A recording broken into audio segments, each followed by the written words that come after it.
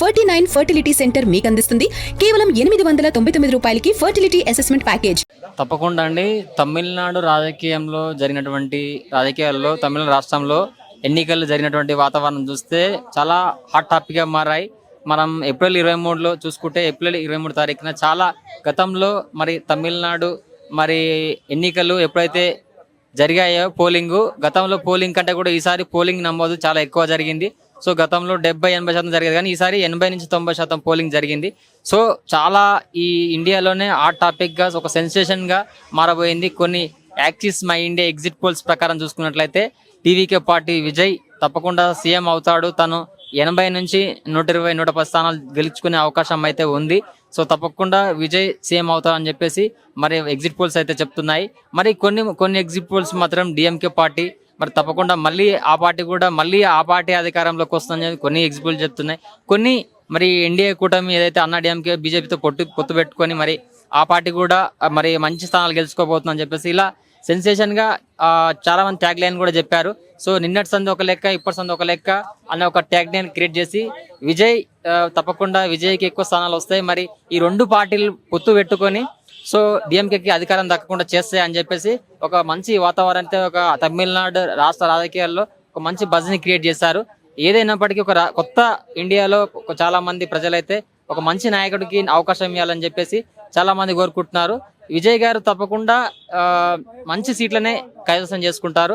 So India party మరి కూటమి ప్రభుత్వం ప్లస్ టీవీకే పార్టీ ఇద్దరు పొత్తు పెట్టుకుంటే తప్పకుండా విజయ్ గారికి ఒక మంచి హోదా, డిప్యూటీ సీఎం అయినా ఇది ఒక హాట్ టాపిక్ ఇప్పుడు అందరు చర్చించుకుంటున్నారు. సో తప్పకుండా అయితే మంచి అధికారాన్ని తనకు అప్పచెప్తారు ప్రజలు మాత్రం. మనకు రాబోయే మరి మే 4న మనకు రిజల్ట్స్ కనిపించబోతున్నాయి. సో ఏదైనప్పటికీ ఇది ఒక మంచి రాజకీయ పరిణామంలో మార్పులు అని చెప్పొచ్చు. దేశ రాజకీయాలు ఏదైతే గత మనము 10 సంవత్సరాలను చూస్తే తమిళనాడు రాజకీయంలో ప్రభుత్వాలు మార్చుకుంటూ వస్తున్నారు. సో 2016 సంవత్సరంలో వరుసగా రెండోసారి ఎన్నికైనప్పటికీ సో తర్వాత కూడా మన డిఎంకే పార్టీకి మరి అధికారం కట్టబెట్టారు. సో ఈసారి ఎవరికి అధికారం కట్టబెడతారు, ఎవరు ఎక్కువ స్థానాలు గెలుస్తారు అనే విషయాలపైన నిజంగా ఎగ్జిట్ పోల్స్ అయితే చాలా అద్భుతంగా వారు అయితే ఇచ్చారు. కొంతమంది విజయ్ సార్కి మరి తక్కువ సీట్లు గెలుస్తారని కొన్ని ఎగ్జిట్ పోల్స్ ఇచ్చారు. ఇవన్నీ మనము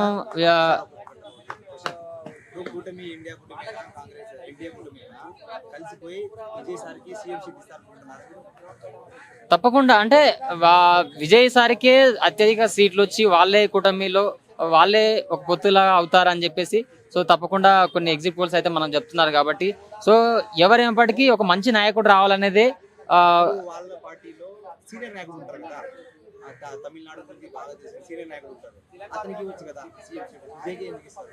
విజయ్కి కొత్త అంటే ఆయన ఒక సినిమాల నుంచి వచ్చినటువంటి నాయకుడు, అనుభవం ఉన్నటువంటి కొత్త వారికి అభివృద్ధి తీసుకొస్తారని చెప్పేసి ఉన్న రాజకీయాల్లో ఉన్న వాళ్ళు ఎక్కువ అభివృద్ధి చేస్తారు అనుకోవడం చాలా ప్రజల్లో చాలా తక్కువ నమ్మకం ఉంది. ఎందుకంటే వాళ్ళ అవసరాల కోసం వాళ్ళ సొంత సులభాల కోసమే మనం దేశ రాజకీయాలు చూసుకుంటే అలా చాలా మంది ఉన్నారు. సో అందుకే ఇప్పుడు మనం చూసాం, దాంట్లో మన తెలంగాణ ప్రాంతంలో కూడా కొంత విమర్శ ఉంటుంది. ఇప్పుడు కూడా కొంత ఏంటంటే విజయ్ సార్కి పక్కాగా అంటే కొంతమంది నిరుత్సాహపరుస్తున్నారు.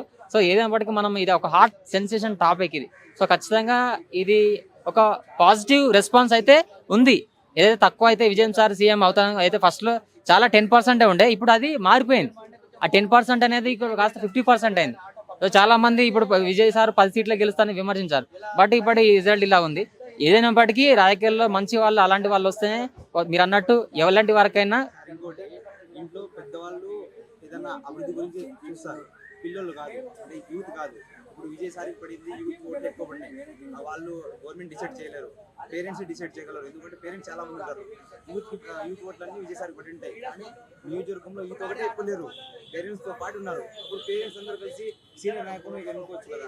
సో మీరు అన్నట్టు అంటే ఇక్కడ ఒకటి గమనించాలండి, మీరు అన్నట్టు యూత్ స్టూడెంట్స్ కానీ మిగతా వాళ్ళు కానీ కొంత అవేర్నెస్ ఉన్న వాళ్ళు కొత్త నాయకుడు రావాలని చెప్పేసి చాలా మంది సో ఇక్కడ ఏ పార్టీకి సంబంధించిన వాళ్ళు ఆ పార్టీ వేసుకున్నారు.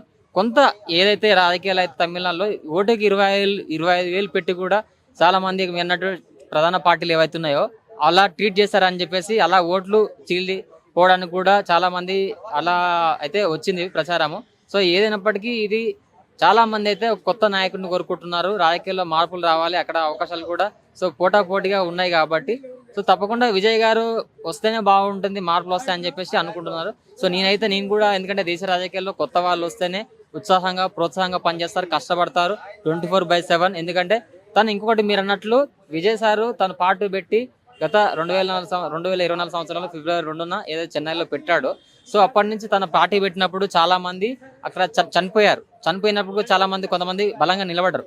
సో ఆ విజయ్ సారు నిలబడి అంటే ఎవరైతే చనిపోయిన కుటుంబాలకి 20 లక్షల చొప్పున ప్రకటించి వాళ్ళకి సానుభూతి తెలియజేసి వాళ్ళ కుటుంబానికి నేను అండగా ఉంటా, నా పార్టీ ఏదైనా జరిగినా సరే సో నేను వాళ్ళ కుటుంబాలకు అండగా ఉంటానని నిజాయితీగా అలా ఉన్నారు. సో దానికి రియల్లీ హ్యాట్స్ ఆఫ్. ఎందుకంటే అక్కడ ఉన్న గవర్నమెంట్ ఒక హీరో వస్తుందంటే పర్మిషన్ ఇవ్వకుండా అలా 20 మంది ప్రాణాలంటే ఏంటండి అక్కడ చనిపోయింది. సో అవన్నీ ప్రభుత్వం తరపు కిందకే వస్తాయి కదా. అట్లా మీరు అన్నట్టు క్వశ్చన్కి మరి అట్లా ప్రభుత్వం పనిచేసిందని చెప్పొచ్చా? సో అలా అంటే ఇండియాలో నేను చెప్పదలుచుకుందంటే ఇండియాలో చాలా మంది రాజకీయాల్లోకి రావడానికి, చాలా పనిచేయడానికి దేశ భవిష్యత్తు అవసరం ఉంది. సో ఈ రోజు మనం చూసుకున్నైతే చాలా మంది నిన్నమన్నా ఈ పెట్రోల్ కడతలు కానీ, బయట దేశంలో జరిగిన ఇరాక్ యుద్ధాల వల్ల కానీ, సో ఇవన్నీ కూడా చాలా సంఘటనలు జరుగుతున్నాయి. సో యంగ్ స్టార్స్ ఎవరైతే ఉన్నారో, యంగ్ పాలిటిక్స్ చేయాలనుకున్న వాళ్ళు ఖచ్చితంగా హార్డ్ వర్క్ చేసి మన విజయ్ సార్ లాగా ఆయన చాలా అభిమానం ఉన్న వ్యక్తులు ఉన్నారు. ఆయనకంటూ కొంత సపరేట్ నేమ్ ఉంది. ఆ నేమ్ని క్యారీ చేస్తూ సో నిజాయితీగా సినిమాలలో ఎలా ఉన్నారో సూపర్ స్టార్గా ఈ విజయ్ పాలిటిక్స్లో కూడా అలా ఉండాలని కోరుకుంటున్నా.